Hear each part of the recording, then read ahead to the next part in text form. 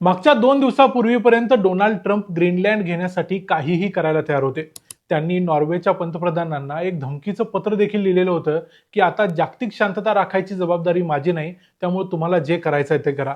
त्यांनी जगातल्या अनेक राष्ट्रांच्यावर, युरोपमधल्या 8 महत्वाच्या राष्ट्रांच्यावरती टॅरिफ्स लावलेले होते, कारण ते ग्रीनलँडच्या मुद्द्यावरती अमेरिकेच्या विरोधात जात होते. पण एवढं सगळं झालं असलं तरी काल डोनाल्ड ट्रम्प यांनी अचानक जाहीर केलं की ते ग्रीनलँडचा मुद्दा आता सोडायला तयार आहेत. म्हणजे त्याच्यावरती काहीतरी एक चौकट तयार केली जाईलच. पण ज्या त्वेषानं ते सांगत होते की ग्रीनलँडसाठी अमेरिका युद्ध करेल किंवा ग्रीनलँडसाठी सैन्य उतरवेल, या गोष्टी मात्र डोनाल्ड ट्रम्प यांनी माघार घेतल्या. आणि त्या माघारीचं कारण आहे युरोपमधल्या सगळ्या देशांनी दाखवलेली एकजूट आणि त्या एकजुटीचा तो विजय आहे. यामध्ये काही लोकांची नावं देखील घेता येतील. मग या कोण कोण लोक एकत्र आले, त्यांनी काय काय उपाय केले आणि डोनाल्ड ट्रम्प यांना कसं वाकवलं, ते बघूया आजच्या या व्हिडिओमध्ये. मी आहे रणजित यादव आणि तुम्ही पाहताय द मराठी बाणा. डोनाल्ड ट्रम्प यांनी त्यांच्या ट्रुथ सोशल या वेबसाईटवर लिहिलं, नाटोचे सरचिटणीस मार्क रूट यांच्याशी झालेल्या अत्यंत फलदायी बैठकीनंतर आम्ही ग्रीनलँड आणि खरं तर संपूर्ण आर्क्टिक प्रदेशाच्या संदर्भातील भविष्यातील कराराची चौकट तयार केली आहे. जर हा उपाय पूर्ण झाला तर तो युनायटेड स्टेट्स ऑफ अमेरिका आणि सर्व नाटो राष्ट्रांसाठी एक उत्तम उपाय असेल. या समजुतीच्या आधारे मी 1 फेब्रुवारीपासून लागू होणारे आयात शुल्क युरोपियन राष्ट्रांच्या वर लादणार नाही. ग्रीनलँड संबंधित गोल्डन डोम बद्दल अतिरिक्त चर्चा होत आहेत. हे ट्विट करून त्यांनी ग्रीनलँडच्या मुद्द्याला एक प्रकारे पूर्णविराम द्यायचा प्रयत्न केला. पण त्या अगोदर 21 जानेवारीला डॅवोसमध्ये जेव्हा ते भाषण करायला उभे राहिले, त्यावेळेला त्यांनी तिथं सांगितलं की अमेरिकेने जर ग्रीनलँडच्या मुद्द्यावरती शस्त्र वापरायचं ठरवलं तर जगात त्यांना कुणीही रोखू शकणार नाही. हे जरी सत्य असलं तरी त्यांना सक्सेसफुली रोखलं गेलंय. त्यांनी तिथं युरोपबद्दल, कॅनडाबद्दल अनेक अक्षम्य अशा गोष्टी बोलल्या. एखाद्या राष्ट्राच्या प्रमुखाला ह्या शोभणार देखील नाहीत, पण तरी देखील त्या सगळ्या लोकांनी त्या ऐकून घेतल्या.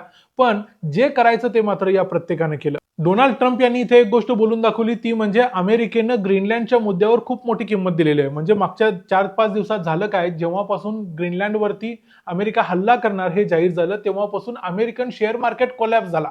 आणि अमेरिकन शेअर मार्केट कोलॅप्स झाल्यानंतर डोनाल्ड ट्रम्प यांच्यावरती प्रेशर वाढलं आणि म्हणूनच डोनाल्ड ट्रम्प यांना माघार घ्यावी लागली. त्यातलं हे एक महत्वाचं कारण आहे. मग यामध्ये नक्की डोनाल्ड ट्रम्प आता काय करणार आहेत किंवा अमेरिकेची आताची भूमिका काय आहे, तर याचा अर्थ आता तुर्तास एवढा होऊ शकतो की ग्रीनलँडसाठी काहीही करण्याची जी डोनाल्ड ट्रम्प यांची तयारी होती ती त्यांनी आता सोडून दिलेली आहे. ते एक करार करायला तयार आहेत. या कराराच्या चौकटीत जे काही होईल ते मान्य करतील. दुसरी गोष्ट म्हणजे युरोपियन राष्ट्रांच्यावर 1 फेब्रुवारीपासून जे टॅरिफ लावणार होते ते देखील त्यांनी मागे घेतले.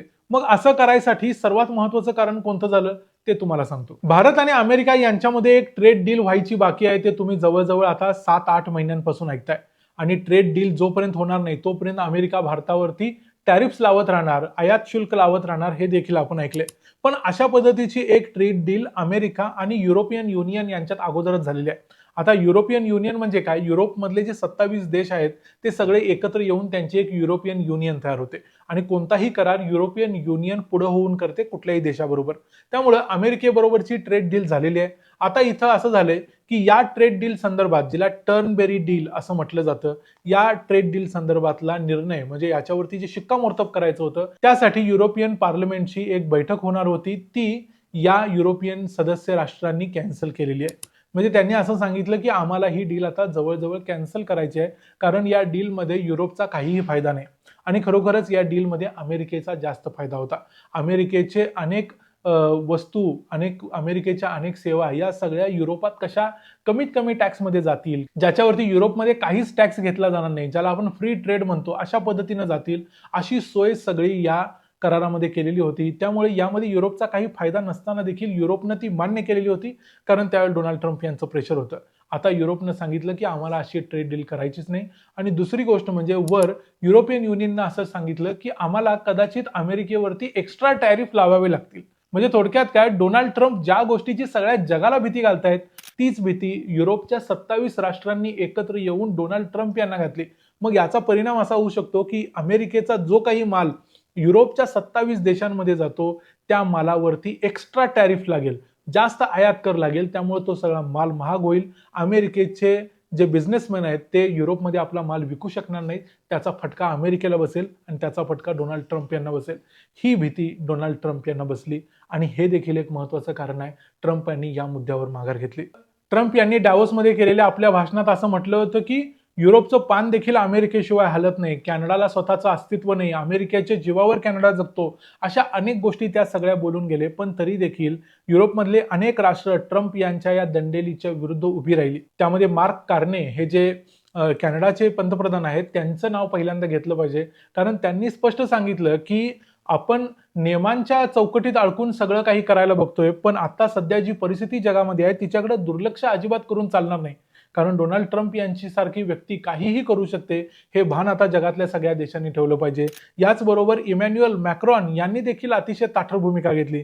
त्यांनी सरळ सांगितलं की युरोप अमेरिकेच्या तालावर नाचणार नाही आणि अमेरिकेच्या तालावर नाचावं असं जर कुणाला वाटत असेल तर तो त्यांचा गैरसमज आहे. अशाच पद्धतीचे statements Ursula von der Leyen ज्या युरोपियन कमिशनच्या प्रेसिडेंट आहेत त्यांनी दिले. फिनलँडचे प्रेसिडेंट अलेक्झांडर स्टब्स यांनी देखील अशाच पद्धतीचं काही स्टेटमेंट केलं. सर्वांचं एकच म्हणणं होतं की युरोप आणि अमेरिका एकमेकांचे मित्र आहेत, पण युरोप अमेरिकेच्या तालावर नाचणार नाही. थोडक्यात सगळ्या जगाने एक गोष्ट दाखवून दिली की सगळं जग आता एकत्र यायला तयार आहे आणि त्यामध्ये अमेरिका नसली तरी चालेल. थोडक्यात जगातले सगळे देश एकत्र आलेत आणि या ठिकाणी एक चित्र जगासमोर उभं राहत होतं की अमेरिका वेगळी आहे आणि संपूर्ण जग वेगळं आहे. त्याच वेळेला मदर ऑफ ऑल डील्स म्हणजे भारत आणि युरोपियन युनियन यांच्यामध्ये जो एक करार होणार आहे त्याची देखील घोषणा उर्सुला वॉन डर लायन यांनी केली. म्हणजे थोडक्यात काय तर जगातले आशिया खंडातले युरोपमधले सगळे राष्ट्र एकत्र आले आणि अमेरिका त्यात कुठं नाही. ही गोष्ट देखील डोनाल्ड ट्रम्प यांना बरोबर जिथं लागायची तिथं लागली, कारण त्यांना सगळ्या जगाचा नेता व्हायचा आहे. भलेही आता त्यांच्या ताकदीच्या बळावर ते जगाचा नेता आहेतच, पण जर ते अशाच हट्टवादात राहिले तर कदाचित त्यांना काहीच मिळणार नाही. त्यामुळे देखील त्यांना आपली भूमिका सोडावी लागली आणि 4 पावलं उतरून मागे यावं लागलं. थोडक्यात अमेरिकेनं मग आता पूर्णपणे ग्रीनलँडचा मुद्दा सोडून दिलाय काय असं मात्र नाही. अमेरिकेला अजूनही ग्रीनलँड हवा आहे, पण ग्रीनलँडसाठी काहीही ते करणार नाहीत. अमेरिकेला या पूर्ण जो काही करार होणार आहे या करारामध्ये देखील काहीतरी मिळणार आहे असं सध्या काही एक्सपर्ट्सचं म्हणणं आहे. ते असं म्हणतात की अमेरिकेला इथं जो ऑलरेडी जो मिलिटरी बेस आहे त्या मिलिटरी बेस शिवाय आणखी काही मिलिटरी बेस स्थापन करायला मिळतील आणि त्यामुळे अमेरिकेचा ग्रीनलँडवरचा जो प्रेझेन्स आहे तो आणखी जास्त वाढेल. ही एक गोष्ट अमेरिकेला कदाचित मिळू शकते. दुसरी गोष्ट होऊ शकते 1951चा जो कायदा होता ज्यानुसार अमेरिकेचा एक मिलिटरी बेस इथं बसवला होता तो कायदा एक्सटेंड केला जाऊ शकतो पुढच्या जास्त काळासाठी. याशिवाय तिसरी एक गोष्ट इथं करता येईल ती म्हणजे गोल्डन डोम. ग्रीनलँडवरती कुणीही म्हणजे रशिया आणि चीन हल्ला करेल अशी जो बागुलबुवा डोनाल्ड ट्रम्प यांनी उभा केलाय त्याच्या विरोधात त्या ग्रीनलँडला एक गोल्डन डोम म्हणजे एक एअर डिफेन्स सिस्टीम जी अमेरिकेची आहे ती तिथं सेट करता येईल, जेणेकरून ग्रीनलँडवरती कोणी हल्ला करू शकणार नाही. या गोष्टीसाठी देखील जगातले युरोपातले अमेरिकेतले अनेक देश तयार होतील असं सध्या दिसतंय. पण एकूण चित्र असं आहे की डोनाल्ड ट्रम्प हे वाकू शकतात, झुकू शकतात. त्यांना वाकवायची जी पद्धत आहे ती अनुसरायला पाहिजे आणि त्या पद्धतीने काम करायला पाहिजे, तरच हे होतंय. अन्यथा ते म्हणतील तसं जर आपण करत राहिलो तर मात्र आपल्या हातात काही पडणार नाही.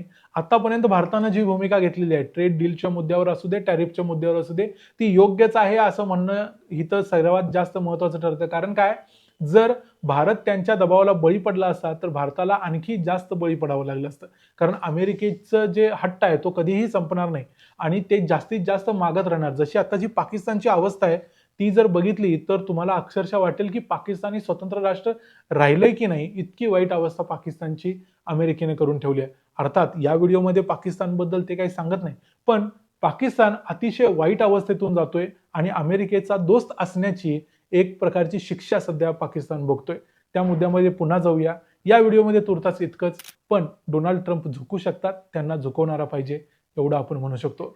हा व्हिडिओ तुम्हाला कसा वाटला ते आम्हाला कमेंट्समध्ये सांगा. व्हिडिओ आवडला असेल तर व्हिडिओला लाईक करा, चॅनलला सबस्क्राईब करा. पुन्हा भेटू पुढच्या व्हिडिओमध्ये. तोपर्यंत पाहत राहा द मराठी बाणा. जय हिंद, जय महाराष्ट्र.